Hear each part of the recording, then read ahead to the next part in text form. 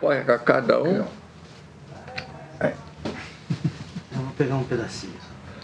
Então, deixa o restinho. Pode ser maior, você pegou um pequenininho. Na sua mala, o que você trouxe assim? O que eu vou levar daqui para essa nova vida? Eu não lembro tanto, mas eu lembro que, lógico, que minha roupa normal, aquilo que a gente estava acostumado a usar para a escola, para a igreja, para sair, tamanco e sandália. E o principal era isso. E alguns brinquedos. Aos 11 anos e meio, você não esquece de brincar. Por mais sério que teve a vida, por mais que eu ajudei meu pai no estábulo, no chiqueiro, na roça, a parte de brincar está presente. E vem junto, vem.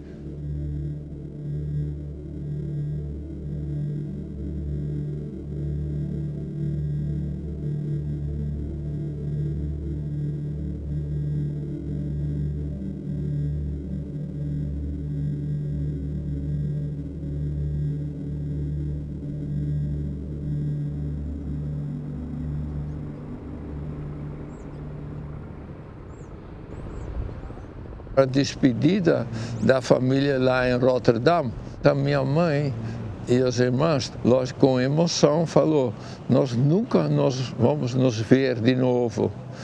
Se Deus quiser, no céu a gente vai se ver de novo. Ela falou assim para as irmãs dela.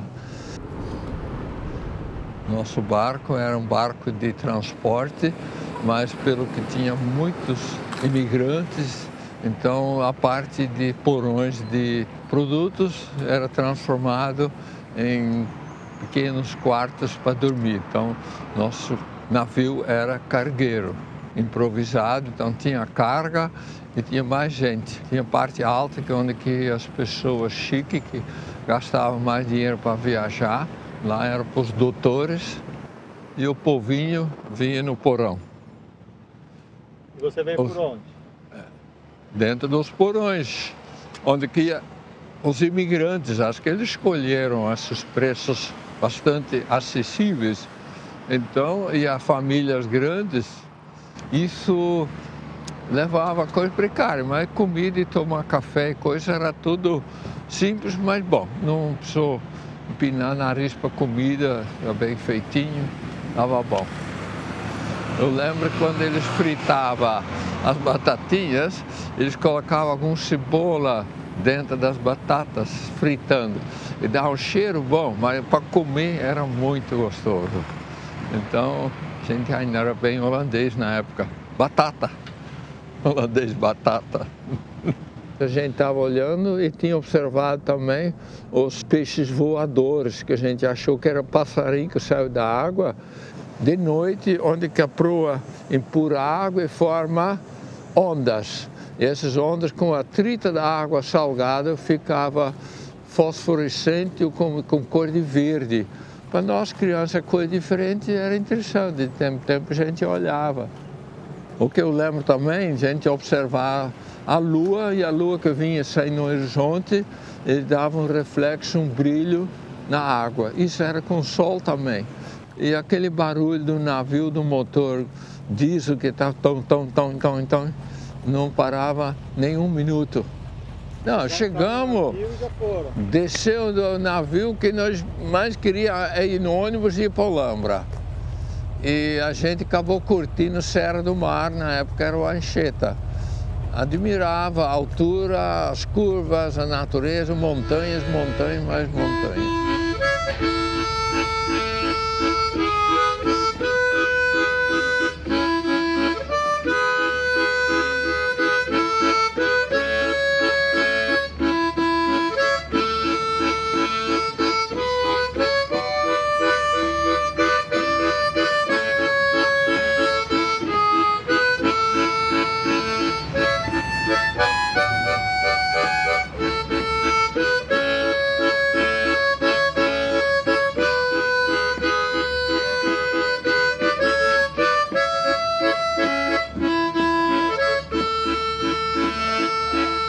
Assim por diante. Uma coisa que me pareceu na frente, esse pai da minha mãe, e ele também era Johannes, então meu nome veio dele. Quer dizer, que minha mãe era assim. O primeiro filho vai chamar o pai do pai e o segundo filho vai ser o pai da mãe. Quer dizer, pai da minha mãe. Ah, tá. Ele morreu muito novo, ele, mas tudo bem. Eu não conheci, infelizmente. Vontade de ter conhecido. Oi, a última refessa? A última remessa? Aí vai o trem aí. Olha. Tá bom, meu? Na época, a lema dos agricultores era oferecer terra para os filhos. Isso foi o meu avô, que é o pai do meu pai, também mudou de um lugar quando que era terra, pouca terra com 8 hectares, e foi para um lugar de mais de 57 hectares por família.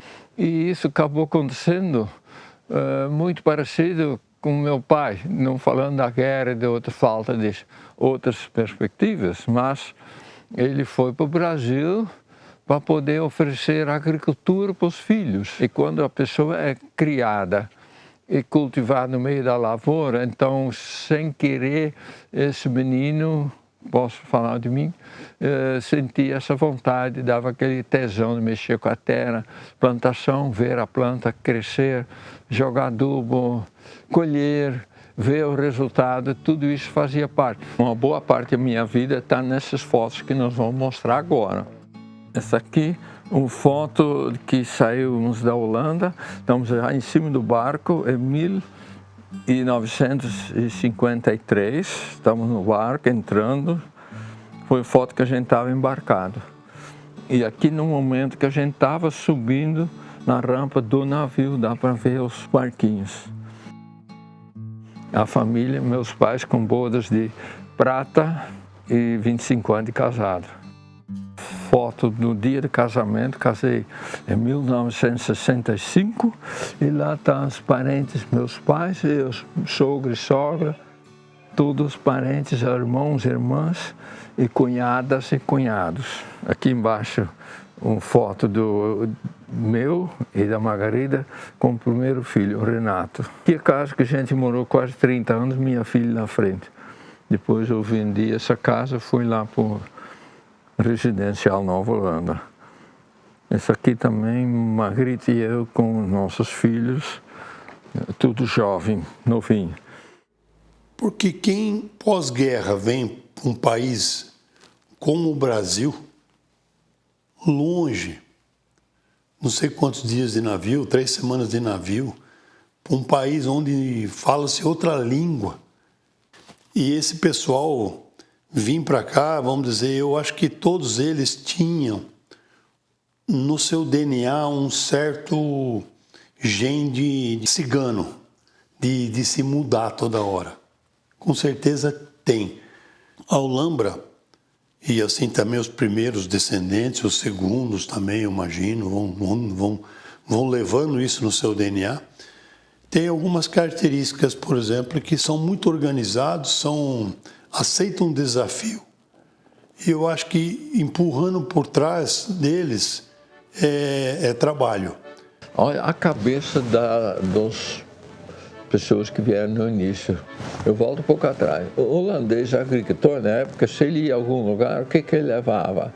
Vacas e ferramentas, mas também não deixava de levar batata semente, a batatinha para plantar.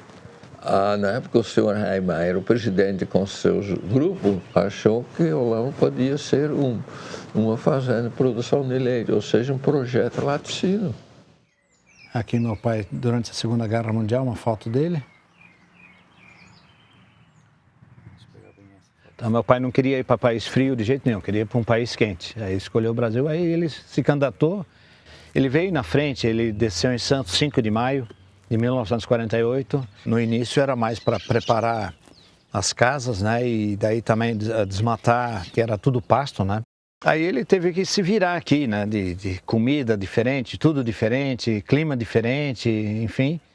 E aí ele começou a trabalhar, dividiram a fazenda, era uma fazenda só, dividiram em blocos de 15 hectares. Né? Aí de acordo com cada família ia comprando um bloco, 2 blocos, enfim. E Aí o meu pai ficou na diretoria da cooperativa durante um bom tempo, né? E tinha o primeiro presidente, que era o Sr. Heimeyer. A intenção dele era o sistema kibbutz. Cada um tinha a sua propriedade, mas o resto era tudo em comunidade, né? E o holandês, como era muito independente, muito autônomo, né? Vindo da Holanda ainda, eles não queriam, eles se revoltaram contra esse sistema. A ideia de mandar a moeda vaca, que eu chamo moeda vaca, a vaca para cá, para vender, depois ter dinheiro para fazer o projeto. A ideia foi ter pensado, mas só que o mercado não estava pronto e não dava muito tempo.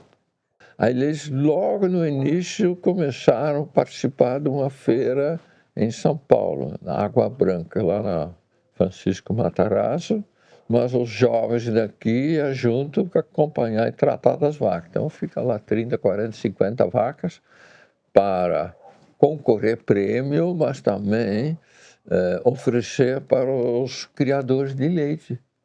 Então, colocaram as meninas com roupa típica da dança folclórica e um tal de Vermeuke, que pegou o chanfone do meu tio, e andando na frente das vacas. E, então isso ainda sobrou alguma coisa positiva da intenção, vaca moeda. Aí foi chamado um diretor, um presidente novo, que já tinha experiência na Índia com plantação de chá. Então ele que assumiu e teve que reformular toda a política da cooperativa, né? Que no início a gente sabe que voltaram muitas famílias que mudaram para Santa Catarina, mudaram para o Rio Grande do Sul, voltaram para a Holanda.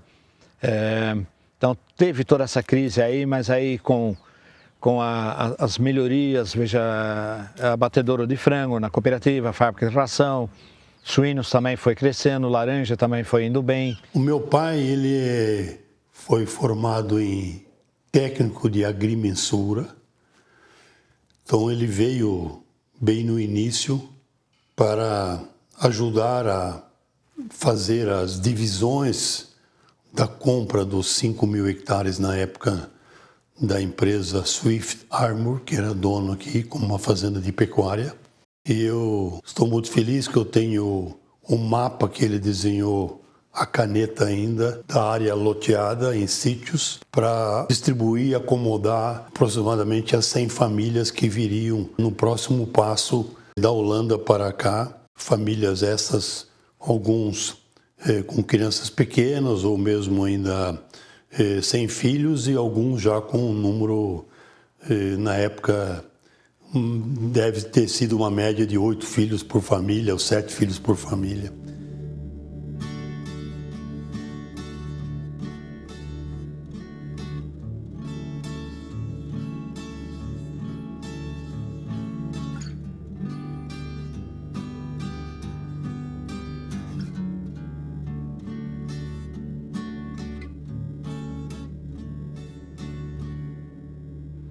A mini praia lá tinha um tabuado, que a turma passava, para não passar na água, passava na pinguela de tábua que tinha. E para atravessar, ou então por dentro da água. Mas não era a mini praia grande, a água grande, era pequena. E de lá, aqui nessa segunda e descendo aqui, passando até na Fora Mandioca, era um brejo de taboa. Não tinha nada, e de lado a lado aqui era invernada, tanto para cá como para cá. Não existia essa água aqui. A água existia, mas era só um córrego. Meu nome é Benedito Martins, filiação de José Martins e a mãe Francisca Maria Martins. Metade da família foi nascida aqui na fazenda, na Holanda, que é a antiga fazenda Ribeirão, né? Criava boi de engorda e cavalo de raça assim para o exército. Entre as duas fazendas, que é essa fazenda Ribeirão aqui, mais aquela Meli que tem a outra parte lá. O holandês comprou essa parte aqui primeiro, né? Quando eles chegaram em 6 holandês e ficaram na fazenda. E eu trabalhava na fazenda, né? Mas nós não entendíamos o que eles falavam. Né? Servia o café, né? Arrumava os quartos. Bom, aí eles começaram a exportar os gados, né? Para entregar as terras, fazenda. Aí Quando foi a última viagem, não tinha mais peão para levar o gado.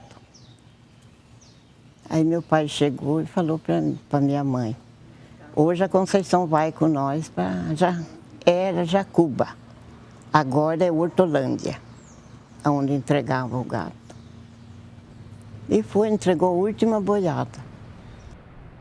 E meu pai, mais demais que trabalha, meu pai era domador de cavalo, mestrava cavalo assim, né? Um certo limite para depois eles vender, entregar. E aí quando o holandês entrou aqui, mudou tudo, ó, o sistema.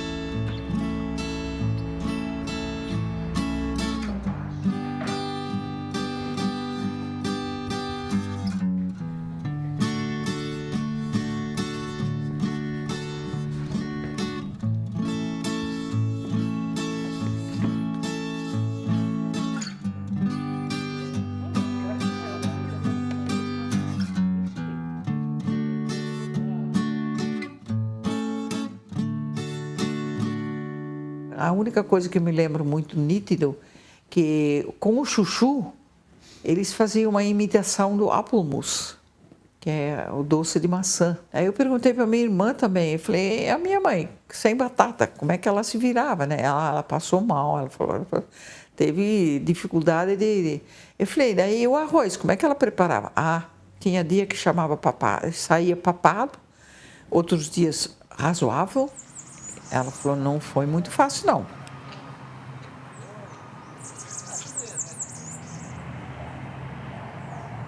Naquele tempo não tinha gostar ou não gostar.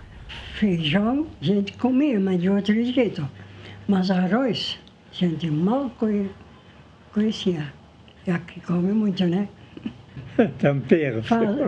Não tinha. Sim, pimenta, sal.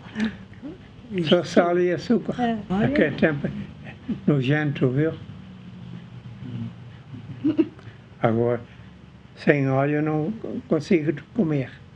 Olha, esse foi um filme, né? Assim, na TV holandesa eles falaram sobre isso. Ah, tem um filme desse. É muito bonito. Owens.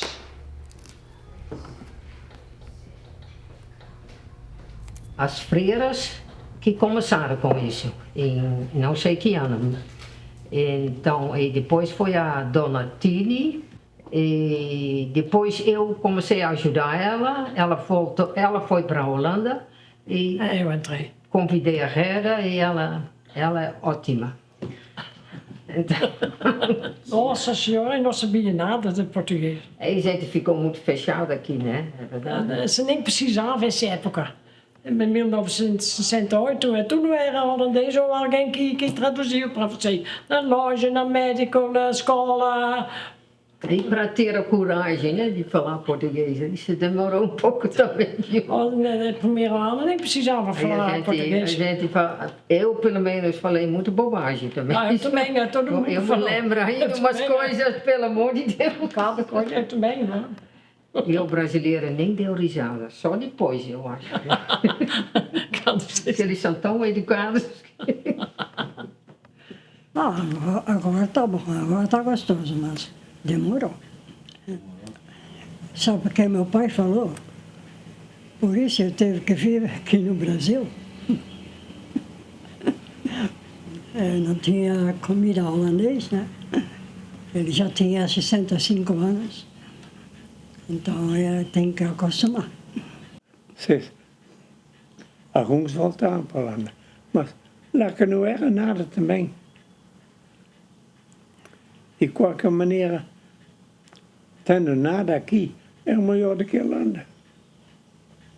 Naquela época, depois da guerra, né? Também era difícil lá.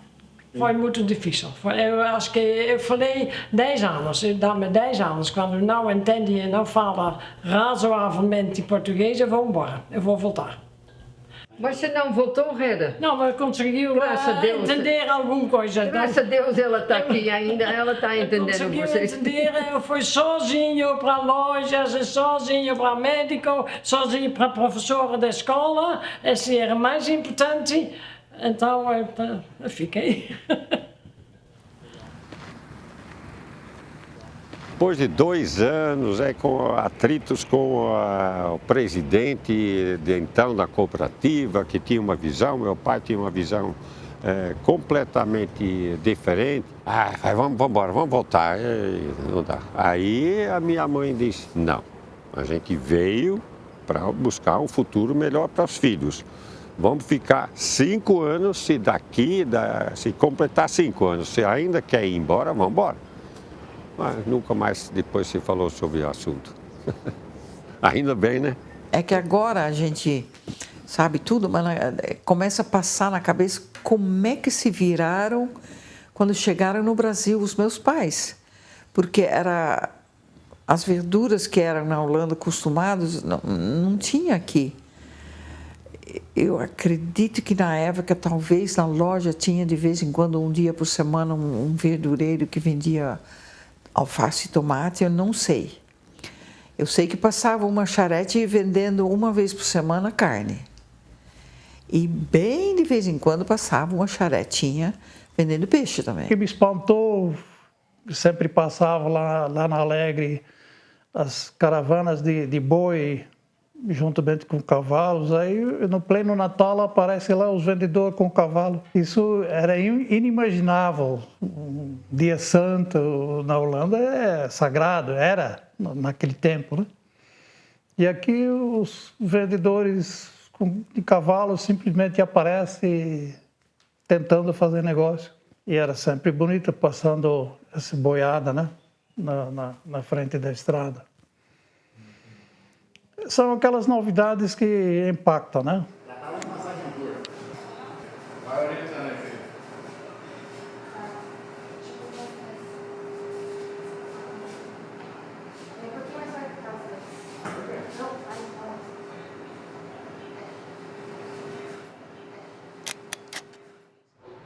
Tinha 15 anos de idade quando entrei no trabalho com o Martinho. Eu morava no sítio do João Caboclo, João Valderinho.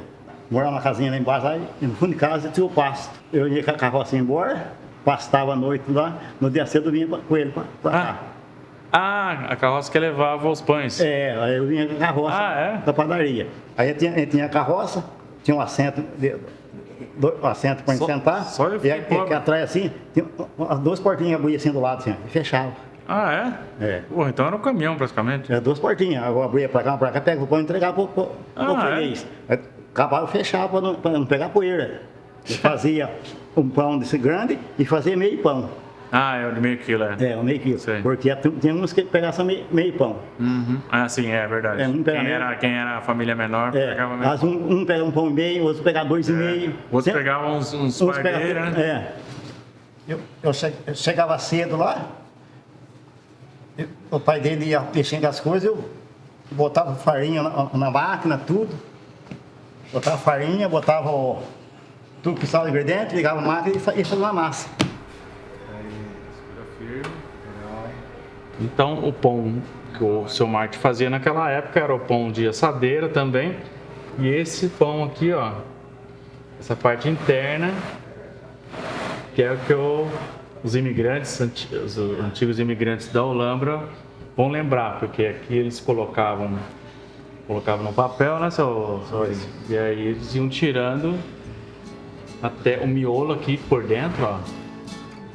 Até chegar na metade. Chegava a metade em casa. Isso aqui é memorável. Isso é história, gente.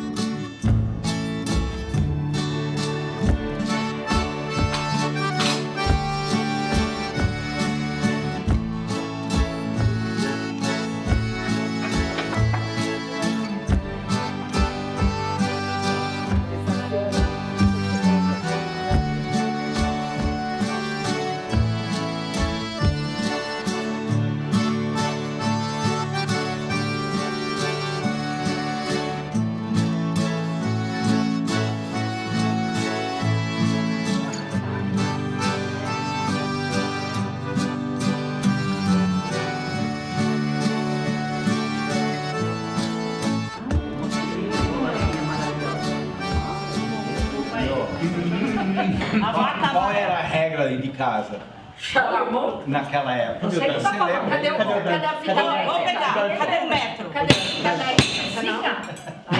como que a Terezinha manda? Qual era a regra? Fita métrica. Não.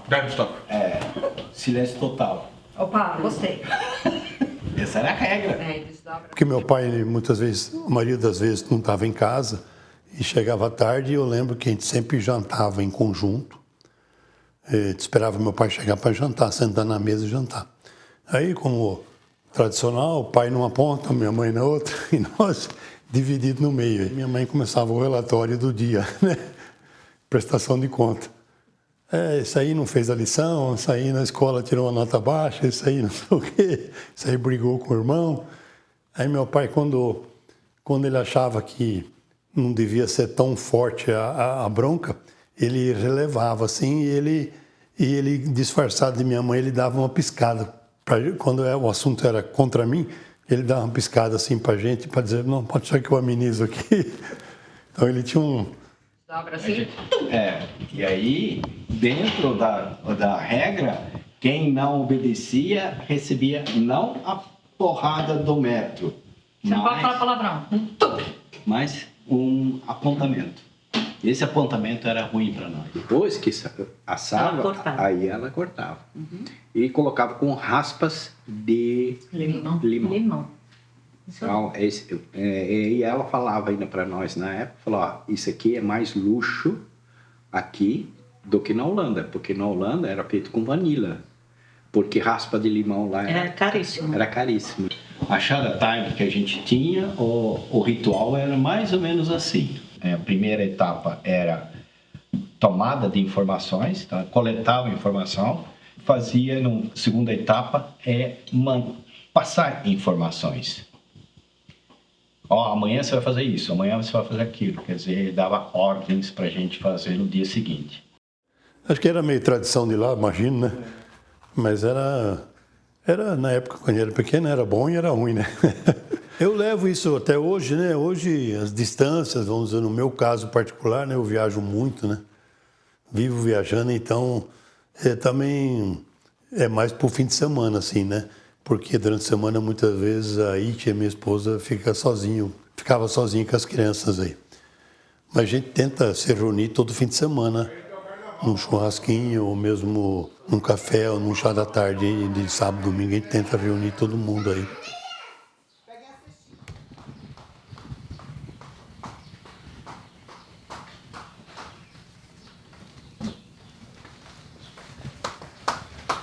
Depois, onde a gente vai, a gente tira croquete. A Rick Sleutz que passou a receita pra gente. Então, a gente aprendeu com a Rick. Agora, eu não descobri ainda de onde que a Rick começou a fazer. Que a Rick fez muitos anos. Mas eu não sei de onde que ela aprendeu. Esse é o tal do curry, né? Por causa do...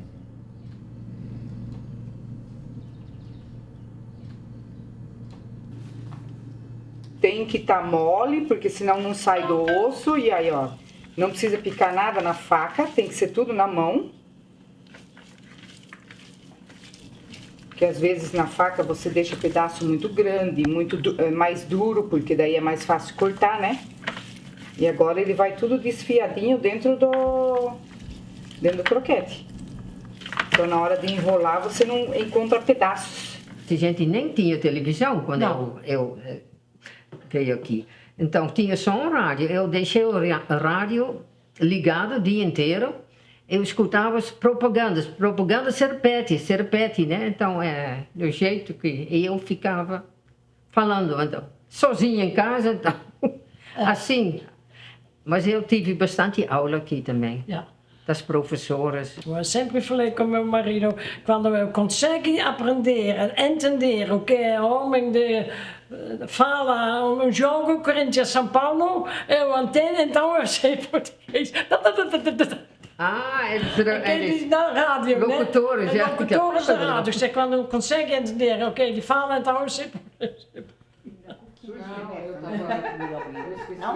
Tem coisas que é sempre português, né? Lixo, a gente fala lixo, porque o holandês é muito grande, né? Mas tem coisas que você fala em holandês que... Gezellig, por exemplo. Gezellig em português não tem tradução. Aconchegante. Aconchegante, né? Mas não é a mesma coisa. Não é, tem um significado. Isso é que nem a saudade em português. A palavra, mas não é a mesma coisa. Eu acho que é assim. Não. Mas tenho saudade. Eu acho que a palavra mas não tem totalmente. É mais triste. E saudade não precisa ser. Mas eu acho bem interessante, que nem você falou, as crianças, aí eles estão assim naqueles filminhos do 12 Dances da Princesas. Aí a Sarah começa 1, 2, 3, 4, 5, 6, 7. Aí eles mesmos já mudam para inglês, mudam para português. Mas é muito informação. Sim. E dependendo da criança, eles falam para fala, eles têm que tomar cuidado para você não impor demais, né? Mas isso depende da criança. Hoje já está mais do que provado que eles têm a capacidade de aprender línguas que nunca mais esquecem. Porque o chip deles está vazio, o nosso não, né? A gente começou com um frango, uma receita. E aí vai aumentando. Agora eu faço 5, mas daí tá no limite, porque na hora de enrolar você fica quase 4 horas enrolando. E daí o ombro, tudo começa a pegar, né? A Paula que começou comigo. Nós pegamos junto da Rick. Aí depois a Paula desistiu, aí a minha mãe me ajudou a enrolar. Aí eu fazia massa, minha mãe ajudava a enrolar. Croquete, cada vez que eu penso em parada, eu penso, dá pra aguentar mais um pouco. Aí a hora que a receita tá pronta e a gente tá enrolando, daí o negócio fica animado de novo, né? Aí vem todo mundo junto, aí senta, conversa, aí tem um lado bom da coisa também. O lado animado do café e tudo. Então, é muito bom. Quinta tarde, você tem algum compromisso, mano? Essa quinta? Aqui, mano. Aí, ó. Eles falam que são mais frios. Mas eu acho que é uma região que tem isso daí, porque a gente não tem isso. A gente se junta muito com a família. Então, essa tradição manteve bem com a gente. O croquete ainda é uma incógnita. Então, vamos ver.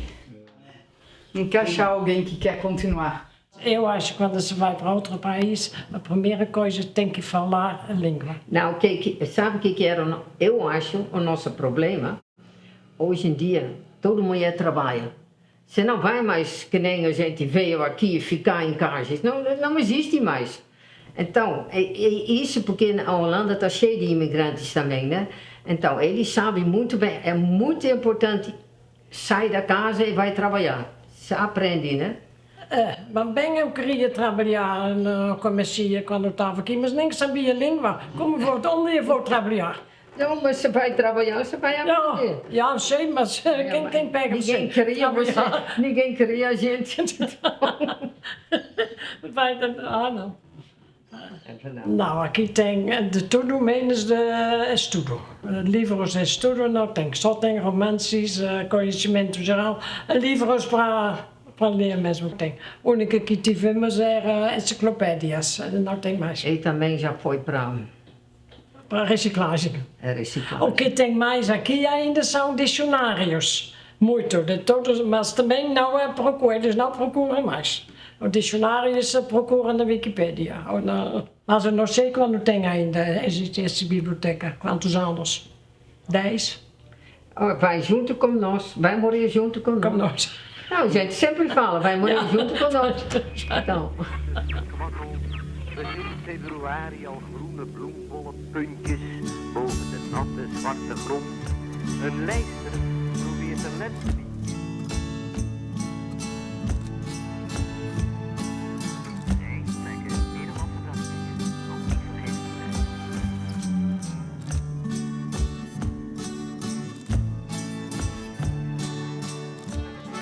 E vieram com a cara e a coragem sem saber o que estavam fazendo. Apenas, vamos em coletivo, aí a gente se ajuda. Mas não foi bem assim, né? Porque no momento que o desespero chega, o padre reza a cartilha e fala, confiai, confie em Deus. A Deus eu confio, mas aqui a coisa não está funcionando. E aí o pioneiro se define por isso.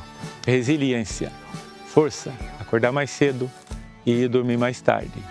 A gente olha para a nossa própria história. Eu não sei o que me aguarda, pode ser coisa muito elegante, pode ser não tão elegante, mas eu vou tentar. Então é isso que determina. Nada está escrito que a coisa vai dar certo.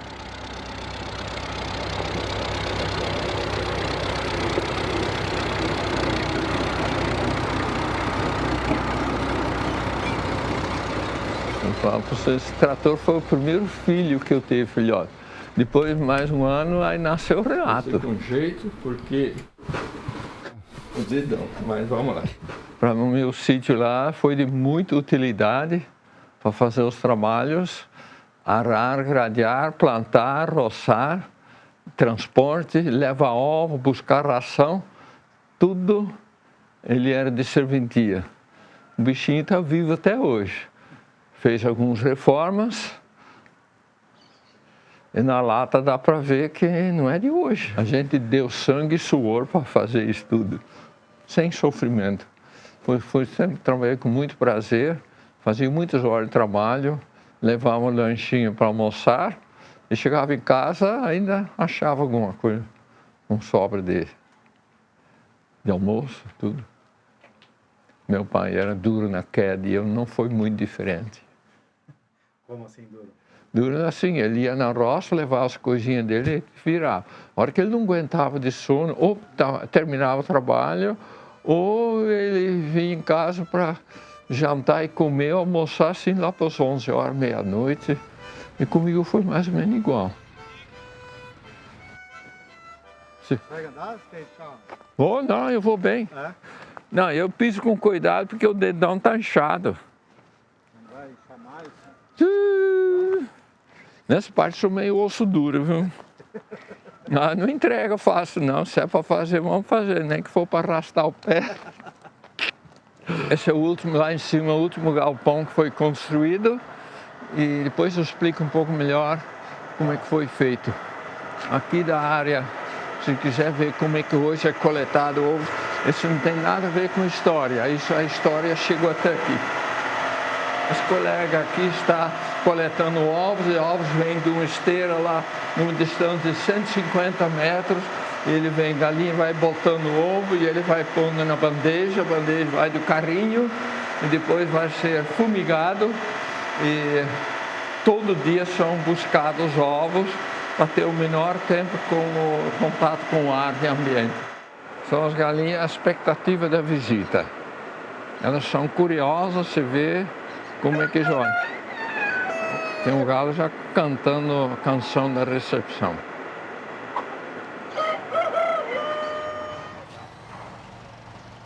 Olha, não dá para ver, ele não mostra muito, mas esse aqui é o pau d'alho, esse aqui que é o número 30, está aqui. Esse aqui é o pau d'alho. A cooperativa está preocupada com o ensino dessa idade, 16, 17, 18 anos. Então, como tinha pouca gente, então se juntou a funcionários da cooperativa para passar algum conhecimento geral. E o professor, que era brasileiro de Campinas, ele falou, vocês querem ir para Campinas? Vamos mostrar Campinas. Levou a gente para um Sinai. Sinai é uma escola de profissionalizantes, então, profissões. Aí mostrou todas as áreas onde tinha metálico, até de sapataria. Fala tudo que uma escola Sinai tinha. E, inclusive, o que me chamou mais atenção foi a parte de madeira, marcenaria. Eu entrei dentro, olhei, percebi o cheiro da madeira e estava lá em operação. E eu gostei muito. Já vai mexer, então.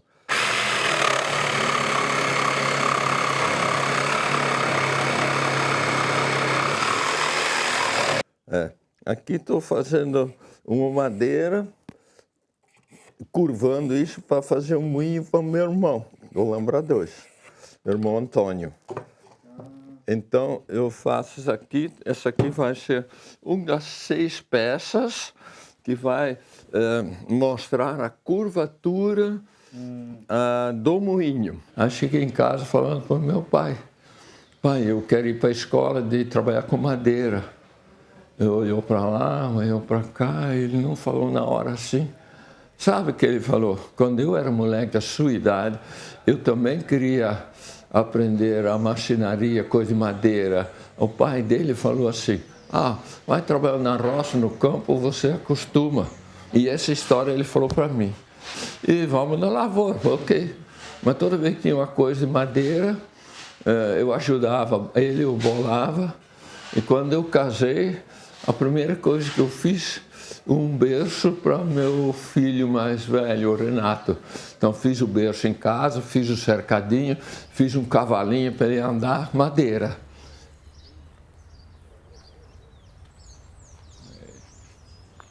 Isso aqui deve ter uns 40 anos. Os antigos seriam 75 anos, né? A partir do plantio.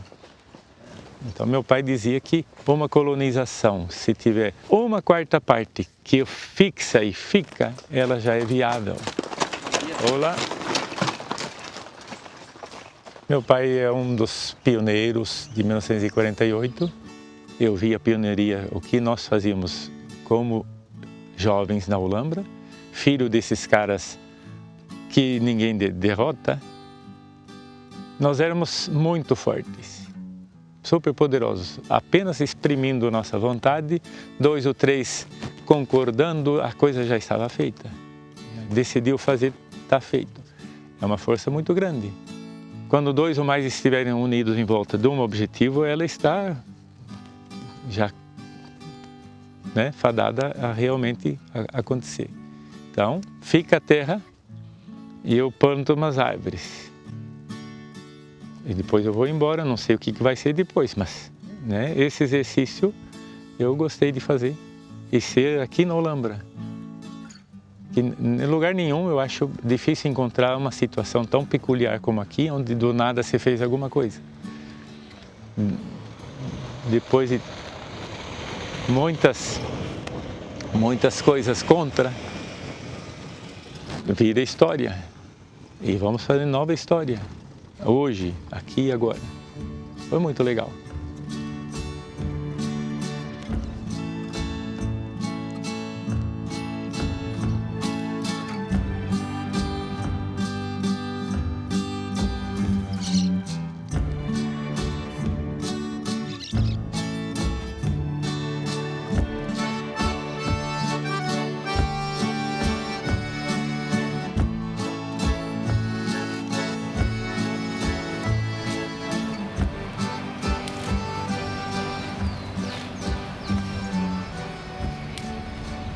Eu entrei na faculdade, a minha única certeza era que eu não queria trabalhar no negócio da família, mas depois, na hora que eu estava me formando, aí tive uma experiência fora no mercado, falei, não, acho que não faz sentido para mim.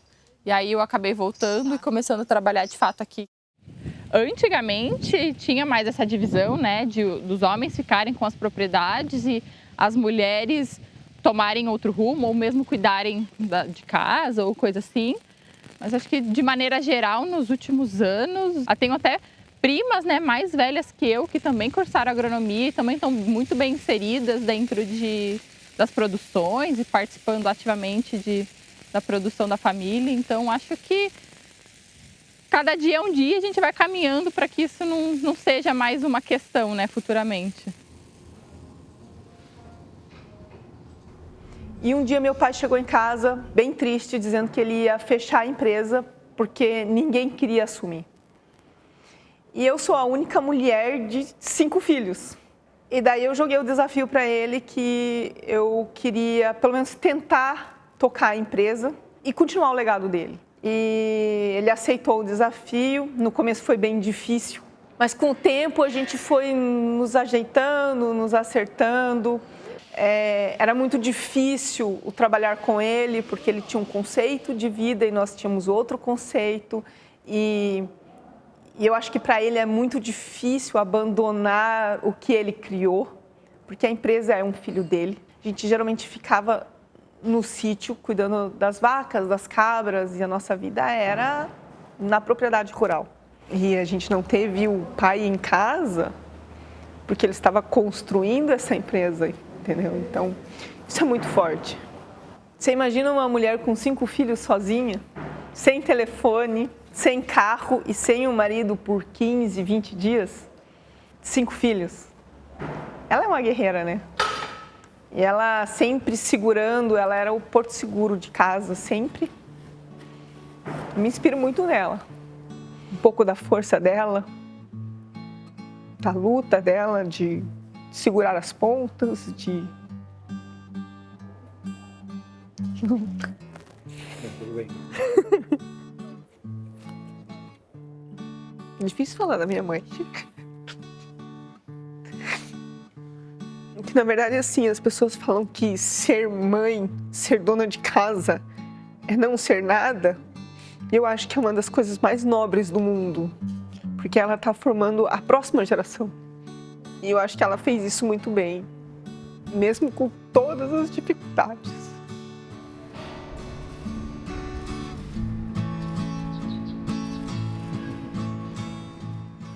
Tem uns também atrasado, outros mais adiantado. A umidade não está muito padrão, tem que dar uma modificada aqui.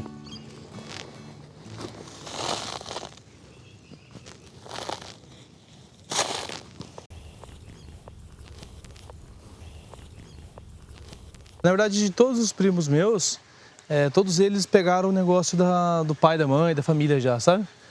Eu acho que eu fui o único assim que começou o negócio do zero, mas não é demérito ou mérito não, porque tocar o negócio do pai da mãe é difícil, viu, cara? Essa questão de sucessão, já tá num e você tem que ou entrar pra onda ou mudar a onda, né? É bem difícil. Aí eu tô cortando a terra e jogando lá embaixo para fazendo um buraco, né? Aí na fase final eu trago a máquina só para dar acabamento.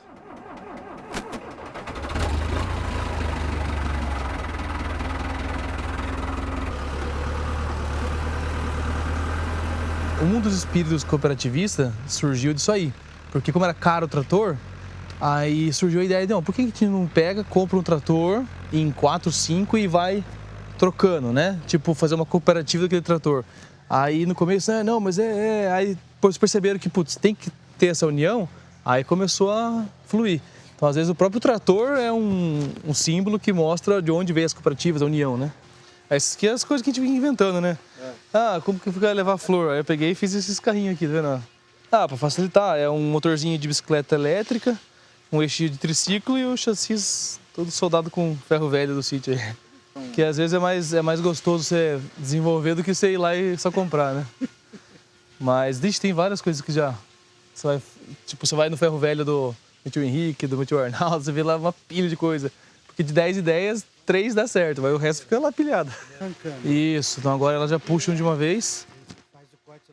Aí depois vem os meninos, ó, eles vêm, limpam, rotativa, lava toda a areia. A geração minha, vamos falar assim, já enxerga mais concorrência do que, né, união, vamos falar. Mas é normal, né? Depois você aquele negócio, a oportunidade a sociedade ali é boa enquanto você tem um proveito. Depois que você já está caminhando sozinho ou tá tudo que você precisa estar ali, você já não precisa mais compartilhar tanto, né? Então todo mundo usa cooperativo, todo mundo é cooperado junto, mas usando a mesma ferramenta, do mesmo estrutura. Mas eu vejo que esse espírito de ter que se unir para crescer já é menos hoje, com certeza.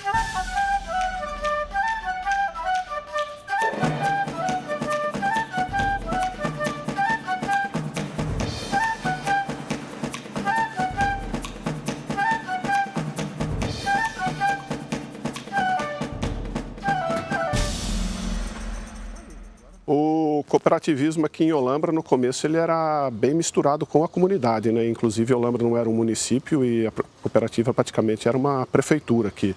Então, era cooperativa, cidade, tudo misturado. Hoje, a cidade crescendo, pessoas vindo de fora, eu acho que o cooperativismo ainda está muito no sangue dos produtores.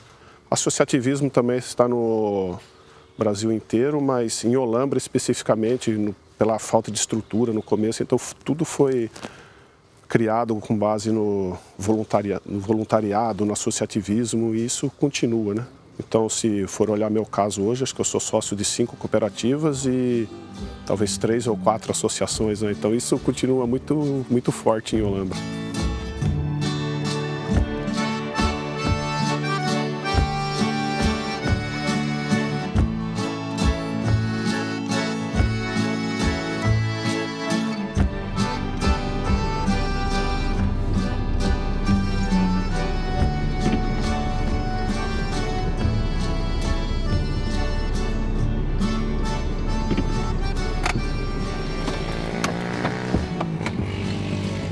Eu mesmo cresci vendo meus pais sendo voluntários, escutando histórias de pessoas voluntárias, criações de associações voluntárias, e isso foi uma forma de incentivo para eu também ser um voluntário hoje.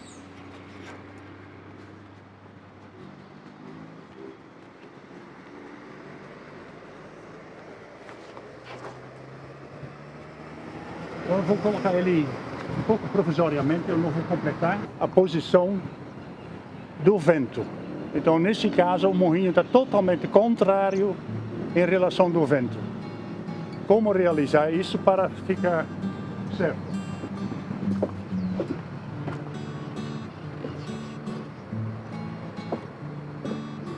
As mulheres são pessoas que foram treinadas para cuidar do moinho. O que significa cuidar do moinho? Operar. Operar significa, se precisa saber o que é vento, da onde vem o vento, quando vem o vento mais forte, quando tem bastante nuvens, o que o nuvem me fala. Na parte do moinho, isso aqui foi 14 anos atrás, um grupo de Olambra começou com essa ideia de construir aqui um moinho. E foi escolhido esse moinho, o Stellingmolen, para o motivo ela consegue absorver mais gente. Bombear água foi o principal funcionamento do moinho no início do moinho dentro da Holanda. E isso foi fantástico para o holandês, porque antigamente ele estava se levantando por cima da água, por isso ele é tão grande. Depois o moinho começou a puxar essa água, os holandeses ficaram murchos.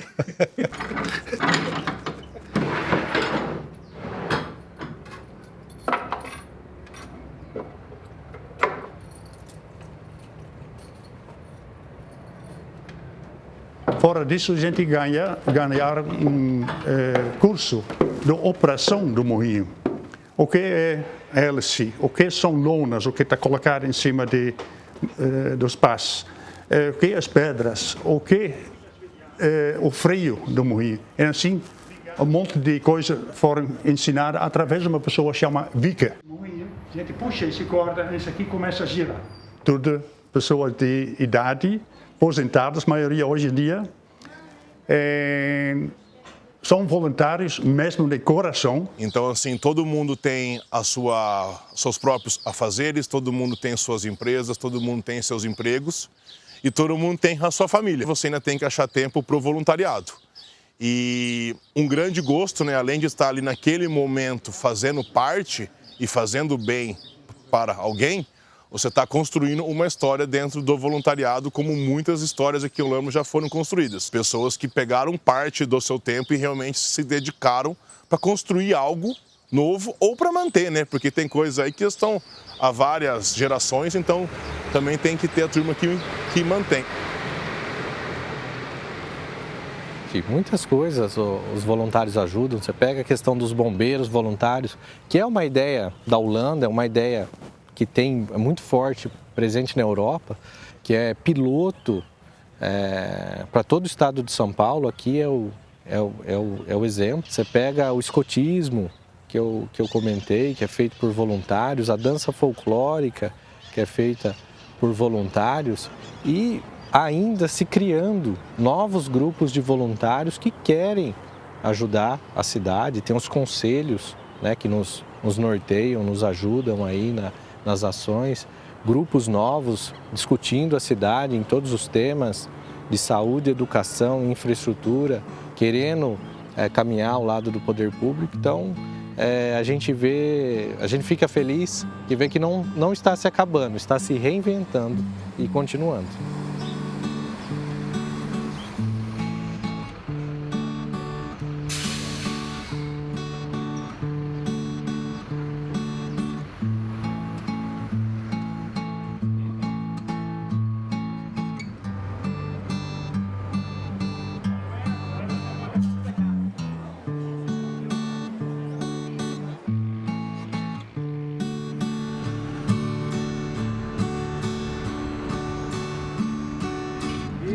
Que outra coisa bem marcante da cidade pequena é a questão do conhecer todo mundo, se ajudar, porque a gente recebe as pessoas e recebe as histórias das pessoas também, né? Histórias tristes e histórias felizes, assim. As pessoas vêm da rua com muitas coisas, trazem notícias pra gente. É legal, assim, que a gente acaba criando um vínculo, né, com as pessoas. Tipo, da pessoa entrar aqui e ela vir sempre na loja, você olhar na cara dela e ver que ela não tá num dia bom aquele dia, e em vez de você perguntar só o que ela precisa de produto, você perguntar, tá tudo bem? Você precisa de alguma coisa? A gente cresceu com a minha mãe ensinando a gente como é bom e como é gostoso. Eu sou apaixonada pelo voluntariado de ajudar, assim. A minha mãe foi voluntária, ajudou a formar os coteiros, nas escolas e tudo mais, e passou isso muito pra gente, assim. É uma característica que eu tenho muito medo de Olambra perder, uma vez que virar uma grande cidade, assim. Essa questão do voluntariado, da ajuda mútua, assim, de todo mundo se preocupar com todo mundo.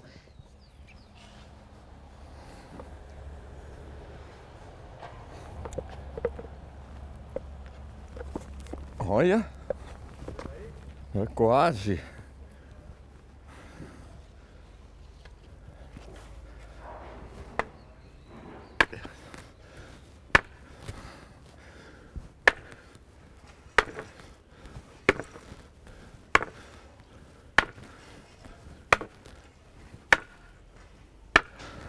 Acabou o meu tempo. Sabe por quê? Estava até esquecendo. Eu vou fazer o trabalho lá na terceira idade, não, no centro social, cantar para os velhinhos. Como? Ah, daqui é 10 horas. Espera só. Eu estava até esquecendo os horários. Eu chego um pouco atrasado, daí a Ana Maria vai de violão, eu vou de gaita ou de canto, vai sanfona também.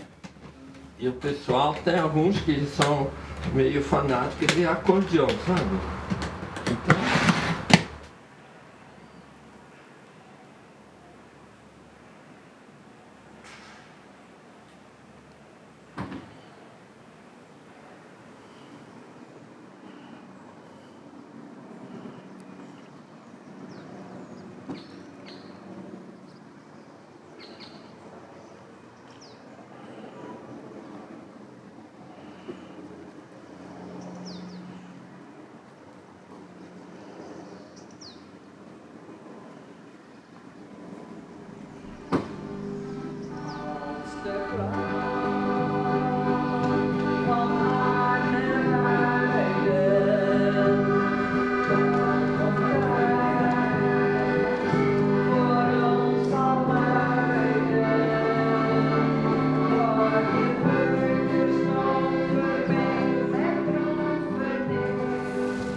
Acabou de comentar aqui, o senhor não para. Encher mesmo. Isso é verdade. Eu falo para amor. Então, o brasileiro fala, às vezes, os aposentados que encostam no batente e fica lá sentando no sofá, envelhece rápido e o ser humano não foi feito para ficar sentado, encostado. Mas tem gente que fala, já trabalhei a vida inteira, já tá bom, tá. Para mim sempre tá bom. Eu acho que, de um lado, tem duas coisas. É bom para a saúde física e cabeça e ocupação. Mantém a gente atento e vivo e vive os acontecimentos que vive por aí. Agora vai a música do pai. É um outro som.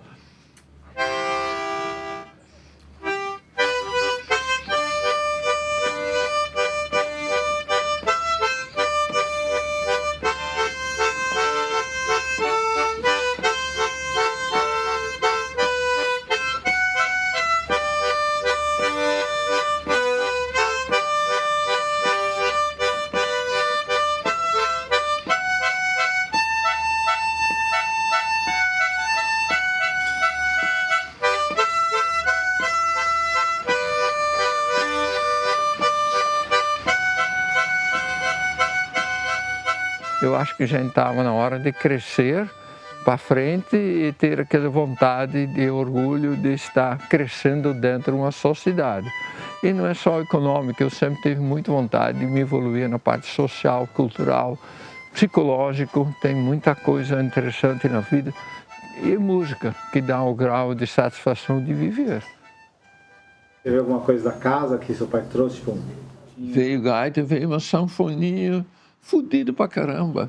A sanfonia estava furada de tudo quanto é lado. O bicho que come madeira furou. Meu pai tocava uma ou duas músicas naquilo lá. E daí, de repente, eu com meu irmão invocamos em cima dessa sanfonia de 8 baixos. Vazava, viu que estava vazando muito, a gente pegou a vela, derretendo cera de vela nos furinhos de... Como é que chama o bicho de come madeira? Caruncho, não. Não tem cupim? Cupim. Acho que o cupim veio da Holanda, não sei. Eu sei que aqui continuou. Aí, falando, eu sou meio doido de música de vez em quando, né? Daí, meu irmão corria, quem corria mais, pegava a sanfoninha e ficava ensaiando, tudo bem. E acabou a gente pegando alguma música, conseguia, né? E talvez é porque meu irmão estava doido em cima e eu também, então era uma disputa, mas isso levou evolução um pouquinho, né? Também, né? Num belo dia de chover, a gente estava sempre ajudando o pai na roça, faz isso, aquilo. Ele falou, João, molecada, nós vamos para Campinas e comprar uma sanfona nova. Aí a gente foi com tanto gosto. A outra foi do seu irmão, né? Agora deu certo.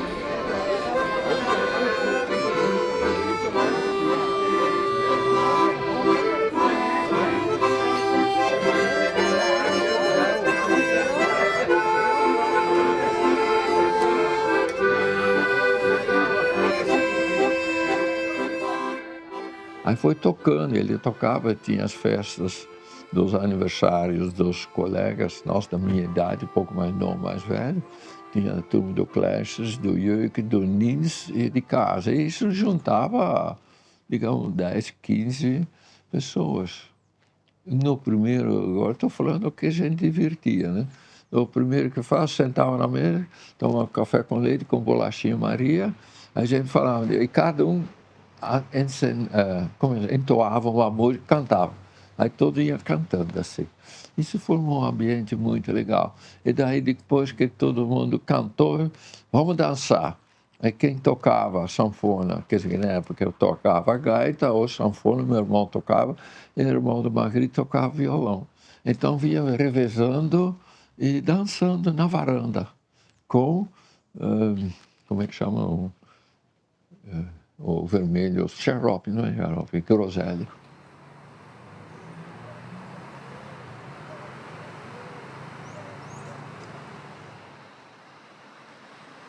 À noite, todo mundo está em casa. Primeiro a comer tudo junto, lavar a louça E depois foi ali na frente de casa, senta para sentar no chão e nós todos cantarem. Até agora eu tenho saudade dessas noites. Os vizinhos de dia até a noite, né? Eu tocava, a turma todo se divertia, dançava, né? Fazia aquela roda, a meninada jogava bola, a meninada jogava peteca, pulava corda. E estava tudo junto, não só parava. Sempre animado, né? Conforme é até hoje. Né? De blanke top der duinen schittert in de zonnegloed. En de Noordzee vriendelijk bruisen, Nederlands smalle kust begroet. Juich ik aan het vlakke strand, juich ik aan het vlakke strand. Ik heb u lief, mijn Nederland. Ik heb u lief, mijn Nederland. Een beetje te hoog.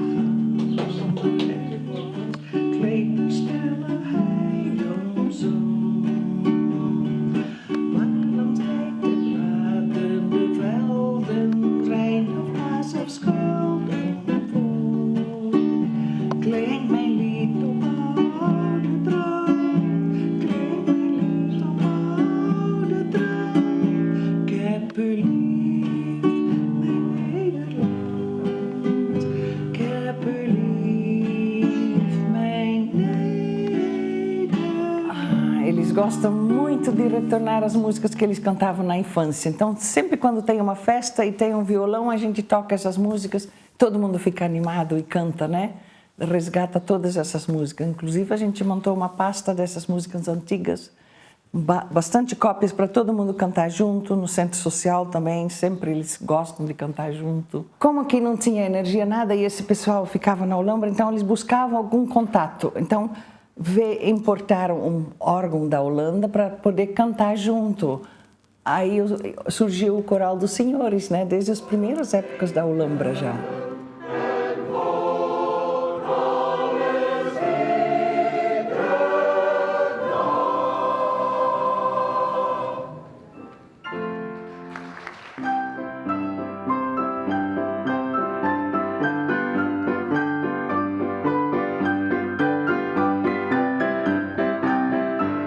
Eu toquei, acho que por mais de 20 anos, essas músicas com minha mãe. Agora minha mãe faleceu faz 5 anos e eu toco com ele.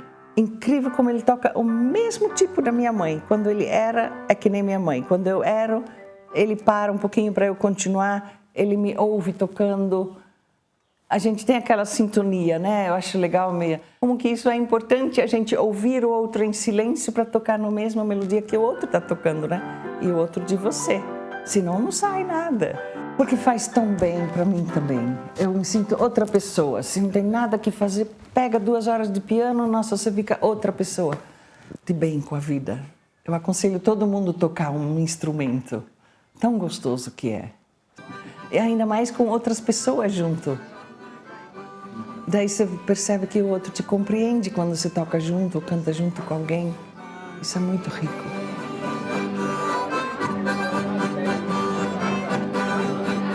A música, desde criança, a gente gostava de música, né? Tocar e cantar, assim. Foi aprendendo com os outros, música carnaval, tocar baile. Eu toco um pouco de violão até hoje, assim, fazer serenata. É um hobby que eu tenho, de muitos anos, da idade de 18, 19 anos, 17 anos para cima. As festas dele, por exemplo, baile, eles limpavam os galpão que tinha esses barracão aqui hoje, ali na Eva, mais para baixo, aqueles 3 barracão depois da balança antiga ali. Eles faziam baile, o baile deles era mais separado. Eles tocavam uma sanfona lá, a linguagem deles, e aquela dança deles era diferente. E brasileiro fazia as festas nas colônias, aí entrava circo, entrava parque. Então fazia nossas festas aí diferentes nas casas, baile de aniversário. Mas eles tinham os bailes deles separados. Depois que costumou. Até no carnaval deles eram os dias separados. O brasileiro tinha os dias dele. Até que misturou depois. Era cheio de festa holanda. E da nossa parte brasileira e da parte holandesa. Eles faziam muita festa. De 2 anos que eu estava mas só maior, hein? Qual a proposta de vocês? Você toca junto no grupo? Não, nós faz junto lá também. Faz junto, está separado.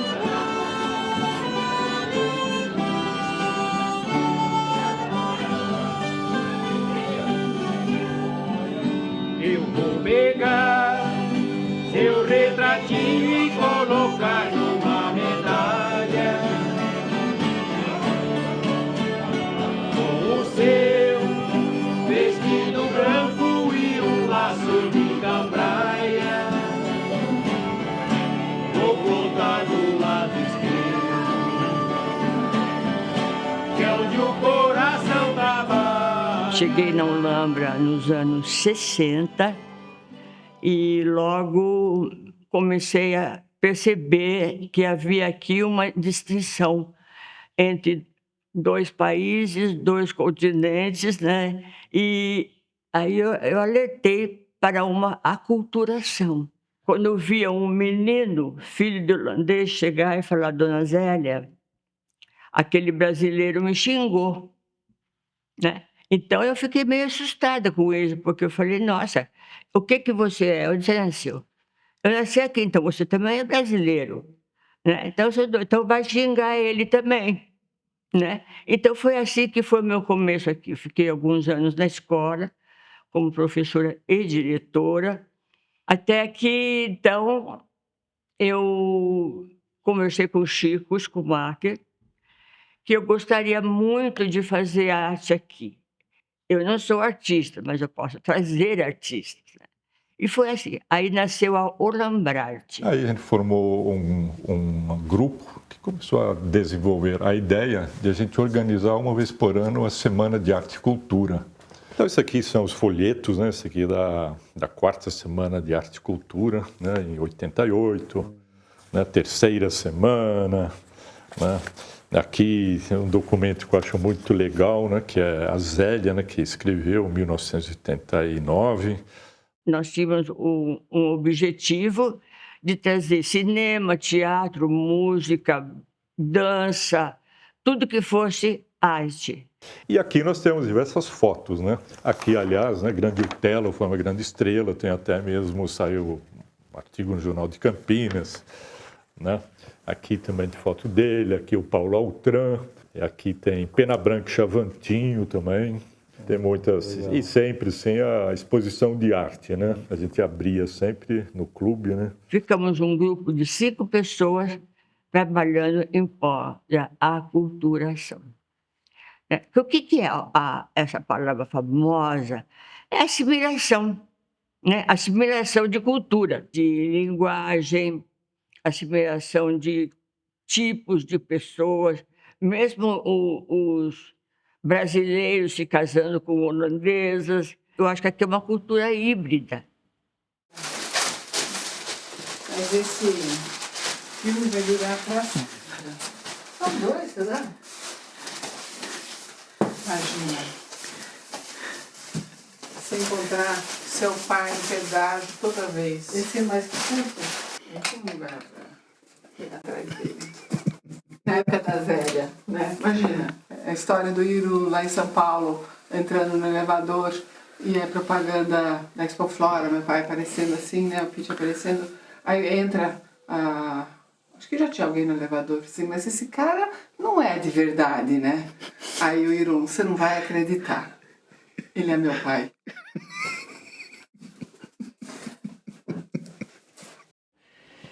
Então, mas o que é interessante é que ele, assim, já muito novo, quando o professor de dança fala que volta para a Holanda, E aí, como fica essa comunidade sem ter um ponto de encontro, que eram as aulas de dança de salão, mas também era onde os meninos encontravam com as meninas, né? 15, 16, 17 anos, você aprendia a dançar o foxtrot na época, a valsa. Quem que ia continuar? E ele, assim, espontaneamente, eu lembro dele contar isso, pode deixar que eu tomo conta. Junto com um amigo, que era o Hans Bacher. Então, ele foi na biblioteca daqui alugar livros para entender como que se ensina a dança de salão. E o Hans Bacher já parou logo e ele continuou. E esse foi o ponto de que ele foi a referência das danças folclóricas, porque as danças folclóricas já existiam há muito tempo, assim, até antes dele chegar aqui em Olambra. E mais tarde, então, uma mãe, que é a Helena Lobo, queria que o filho dela dançasse. E meu pai, tá bom, se você arrumar o grupo, eu dou aula. Ele achou que não ia dar, né? E quando ficou mais sério, ele ficou meio assim, falou, mas você já falou uma vez que queria dar aula para crianças. Então foi a minha mãe conversando sobre isso que foi ela que deu esse empurrão para ele continuar, porque ele era da roça, né? Ele era agricultor. Então como que alguém vai dar aula para criança agora? Como é que vai funcionar isso?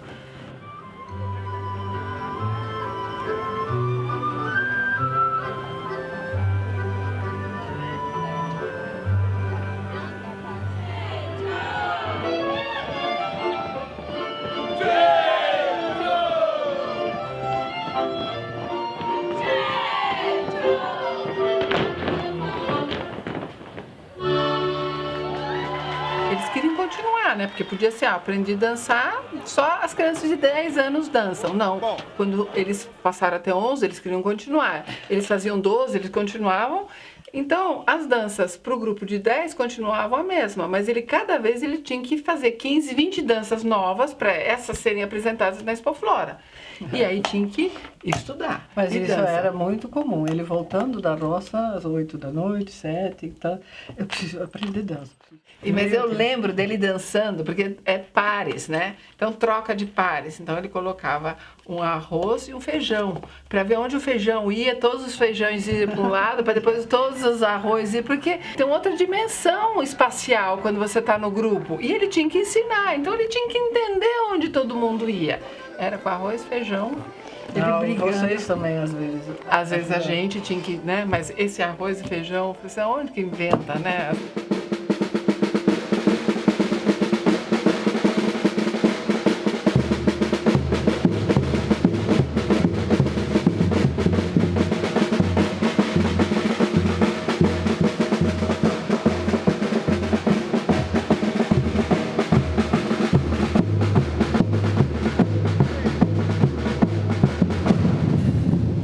Então, o meu trabalho hoje aqui é tentar fazer com que essas crianças eles tenham um amor pela música, um amor pela fanfarra e com a disciplina também que a gente acaba cobrando, que eu acabo cobrando deles aqui em todos os ensaios, em todas as apresentações.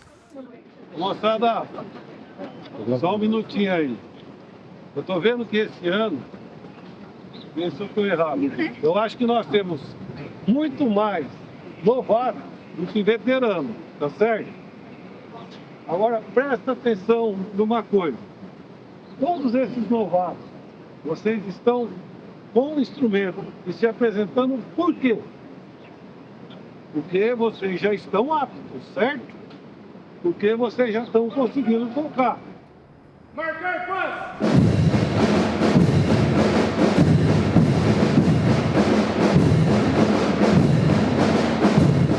Todo ensaio eu peço para eles, olha, tragam coisas novas, pesquisem coisas novas, vamos mudar um toque. O que você acha de fazer isso nesse toque? Então, aflorando a criatividade deles para que eles possam ter realmente mais coisas para frente, mais coisas diferentes aí na vida. E a música serve ali para eles poderem aprender, realmente enxergar, talvez enxergar a vida de uma outra maneira, de uma outra forma, que fique mais interessante, não apenas um caminho reto, quadrado, como normalmente muitas coisas são, mas sim ver as vertentes e poder discernir para qual caminho ir, como ir. E com esses grupos foram aparecendo também problemas assim de comportamento, crianças que eram excluídas pelas outras do grupo, pessoas com deficiências físicas. E aí, como é que faz? Inclui, não inclui? Então, ele foi se desenvolvendo também como pessoa, de entendendo que como que eu tenho que lidar com isso, que sociedade que eu quero, como é que isso vai funcionar. Olha como a arte, ela pode ajudar a incluir as pessoas, a ter esse entendimento de inclusão. Então, a gente usa o tamanco, o chapeuzinho, a boina, tudo paramentado, tudo trajado com a roupa típica holandesa. O tamanco, por ser de madeira, acabou para a gente se tornando também um instrumento e uma mescla dessa cultura é o momento onde a gente faz o samba, que é, vamos dizer, tipicamente brasileiro, e a gente acaba sambando com o tamanco holandês, com uma mistura completamente diferente que ninguém acreditaria que poderia acontecer. No momento em que eu estou usando ela, eu estou representando, vamos dizer, esses holandeses ou o pessoal de lá de trás que trouxe essa cultura para cá. Então, um sentimento talvez seria justamente de estar levando essa cultura adiante.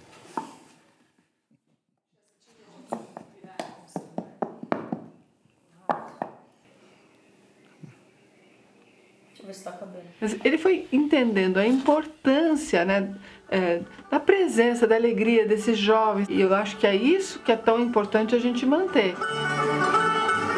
Poder abranger, levar isso para todos os outros holambrenses e mostrar para eles, olha, vocês fazem parte também disso daqui, vocês estão aqui, essa é a nossa cidade. Tem uma cultura por trás disso. E isso eu acho que é muito importante, que daqui 20, 30, 40 anos a Olambra continue dançando, né? Que é uma coisa nossa, uma coisa importante para todos nós.